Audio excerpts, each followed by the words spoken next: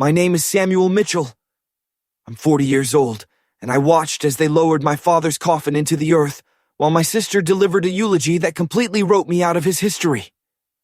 Dad was so proud of his children, Eleanor announced, her voice resonating across the crowded military cemetery. He cherished watching Leo build his legal career and seeing me raise his 3 wonderful grandchildren. As a dedicated husband and father, his greatest joy was witnessing his family's achievements. I was standing in the back, dressed in my service uniform, observing as 200 attendees nodded along to a narrative that rendered me invisible. The son who had dedicated 24 years to serving his nation, who had followed his father's path through VMI, who had called him every Sunday from posts on 3 different continents. It was as if I never existed. The funny thing about being erased from your family's story is that it's a gradual process until it happens all at once. It began when I chose the Institute over law school at 18. I remember my mother's disappointed sighs. Eleanor would roll her eyes whenever I came home on leave and talked about my unit, my deployments, my men. "He's always trying to be dad," she would mumble. When I was promoted to captain at 26, the conversation at our family dinner somehow revolved entirely around Eleanor's announcement of her first pregnancy. When I was awarded my Bronze Star in Iraq, the family's group chat was abuzz about Leo's promotion to partner at his firm. When I was chosen for the Command and General Staff College, my mother asked when I was finally going to settle down and give her grandchildren the way Eleanor had. I gave up on trying to vie for their acknowledgement. Around my 8th deployment, I discovered a sense of family among my soldiers, took pride in my service, and found a purpose in defending something far greater than myself. Yet, sitting there in that cemetery, hearing Eleanor rewrite our history, I felt that familiar sting of being the son who prioritized service over a conventional life and was repaid with obscurity. The reception took place at a country club where, even as a child, I had never quite fit in. Eleanor commanded attention near the bar, accepting sympathies with the poise of someone who was born to be in the spotlight. Her husband David, a successful investment banker, moved through the room with a practiced charisma. Their 3 children, Dad's only grandchildren, by Eleanor's telling played quietly in a corner, supervised by their nanny. I got a bourbon and found a quiet corner by the windows, observing the attendees. These were individuals who had known my father for decades. They had listened to anecdotes about his distinguished military career, his decorations, his pride in his service, but it seemed that in all those years, he had never once brought up that his own son had walked the same path. "Samuel." I turned to see Colonel Davies, an old colleague of my father's from the Pentagon. He was making his way toward me with another officer I didn't know, a younger man who carried himself with an air of ingrained authority. "Colonel Davies," I said, rising to my feet. "Thank you for being here." "I wouldn't have missed it," he replied, his tone full of warmth. "Your father spoke of you constantly. He was so incredibly proud." He gestured to his companion. "General Armstrong, I'd like you to meet Colonel Samuel Mitchell, John's son.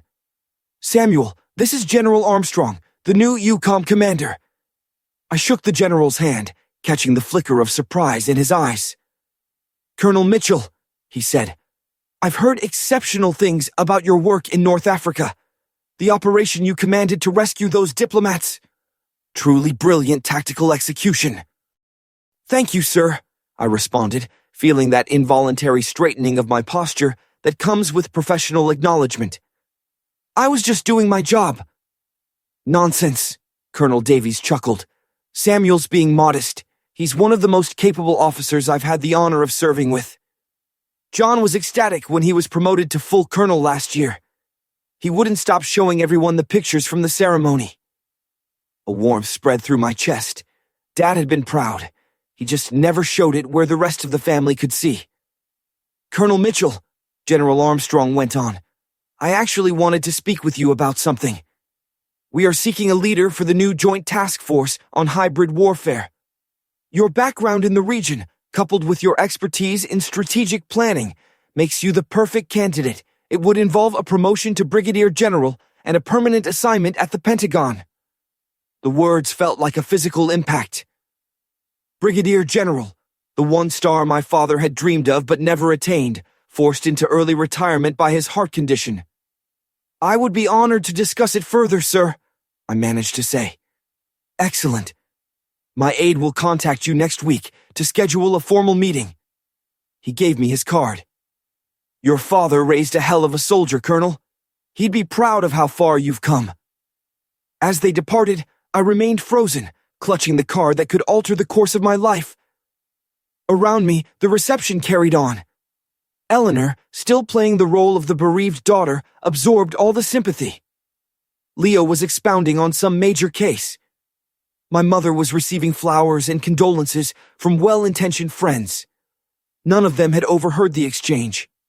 None of them knew that the son they saw as a failure, the one who had never married, never had children, never conformed to the traditional life they admired, had just been offered a star. I finished my bourbon and decided it was my time to go. I had paid my respects and honored my father's memory in my own fashion. It wasn't necessary for these people to know who I truly was. I had accepted long ago that some battles simply aren't worth the fight. But as I approached the exit, I heard Eleanor's voice cut through the low hum of the room. "Oh, that's just my brother, Samuel," she was explaining to a group of family acquaintances. "He's still playing soldier. Can you imagine? 42 years old and still pretending he's going to make a name for himself in the military. Dad always said he should have married and had a family instead of pursuing some fantasy career. I mean, how far can a guy like that really go in the service these days?" The laughter that ensued was polite, yet it stung. I felt the heat rise in my face, that old familiar shame creeping up my neck. Even in this place, at my own father's funeral, I was the punchline to Eleanor's flawless life narrative. I should have continued walking. I should have ignored it, as I always had. But something about the finality of this day, of laying to rest the one person who had understood my decisions, even if he never defended them, openly made me halt. I turned and strode back to the center of the room. "Eleanor," I stated, my voice infused with the command presence honed over 2 decades of leading men. "May I have a word?" The chatter ceased. All eyes turned toward us, sensing the change in the atmosphere. "Samuel, please," Eleanor said, her voice dripping with condescension. "This is neither the time nor the place for one of your dramatic displays." "You're correct," I agreed. "This isn't the time for drama. It's a time for truth." I scanned the room, meeting the gazes of the onlookers. Some were curious, others were uncomfortable, and a few were clearly expecting a scene.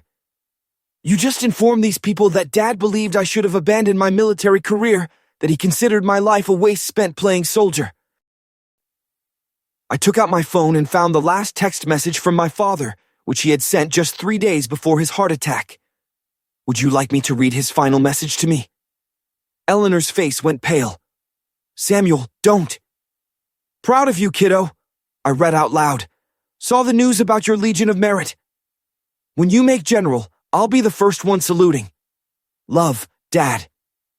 The silence in the room was deafening. I looked at Eleanor, whose perfectly maintained composure was finally beginning to shatter. "For 24 years I have listened as you belittled my service, dismissed my accomplishments, and wrote me out of this family's history. Today, at Dad's funeral, you did it once more. But you know what, Eleanor? I no longer require your approval." I reached into my jacket, retrieved General Armstrong's card, and held it up for everyone to see the official emblem.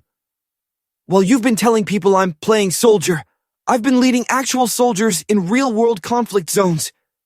While you've been claiming I'll never amount to anything, I've been earning commendations and directing counter-warfare operations. And while you've been painting me as Dad's great disappointment, I've been embodying every value he ever instilled in me about service, honor, and sacrifice." Colonel Davies stepped forward, his voice breaking the tension. "Ladies and gentlemen, I believe you should all be aware that Colonel Samuel Mitchell is being considered for promotion to Brigadier General. He is one of the most distinguished officers of his generation and is being tapped to command a joint task force at the Pentagon." The collective gasp was unmistakable. I observed Eleanor's expression shift through shock, confusion, and something that looked like fear. "Samuel?" my mother interjected, her voice small and hesitant. "Why did you never tell us?" "For," I turned to her, truly seeing her, and saw not the critical mother who had spent years lamenting my choices, but an older woman who was genuinely bewildered. Because every single time I attempted to share my professional life with this family, I was told it was less significant than Eleanor's children or Leo's legal cases. Because every promotion, every deployment, and every success was regarded as a phase I would soon outgrow. Because you taught me that my service was of no consequence to the very people who were supposed to love me most. Leo came forward, his lawyerly instincts taking over. Samuel, we had no idea. You had no idea because you never once asked, I retorted. In 24 years of service, not a single one of you has ever inquired about my rank, my unit, my missions, or my soldiers. You've treated my career as if it were some prolonged act of teenage rebellion instead of the calling that has shaped my entire adult life. I faced Eleanor again, who was now in tears. Whether they were from shame or rage, I couldn't discern. I forgive you, I said, and I genuinely meant it.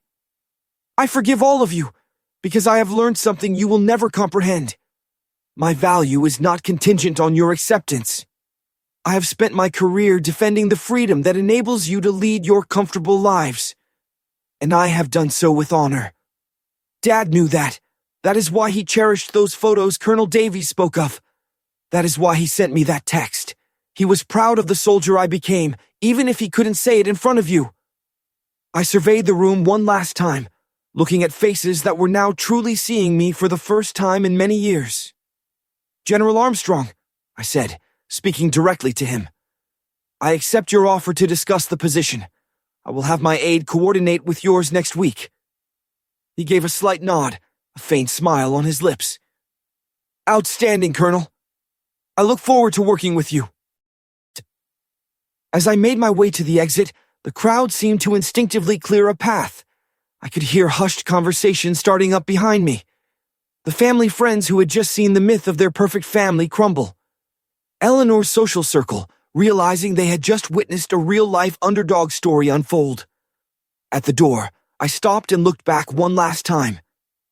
Dad would have wanted me to say this, I called out, my voice carrying the weight of someone used to addressing large assemblies. Thank you all for coming today to pay tribute to a man who gave his life to serving something greater than himself. He taught me that service is not about getting recognition or praise. It is about duty, sacrifice, and the quiet fulfillment of protecting others. I hope I have made him proud. Stepping out into the crisp autumn air, I felt an emotion I hadn't known for years. The total absence of shame for being who I am. I had spent so much of my life trying to conform to their idea of success that I had lost sight of the strength in defining it for myself. My phone vibrated with a message from my aide. Colonel, a major news network wants an interview with you about the Joint Task Force appointment. Are you available? I smiled and replied, set it up for tomorrow. I had a story to tell, and for the first time, I knew there would be people listening who truly understood what it meant.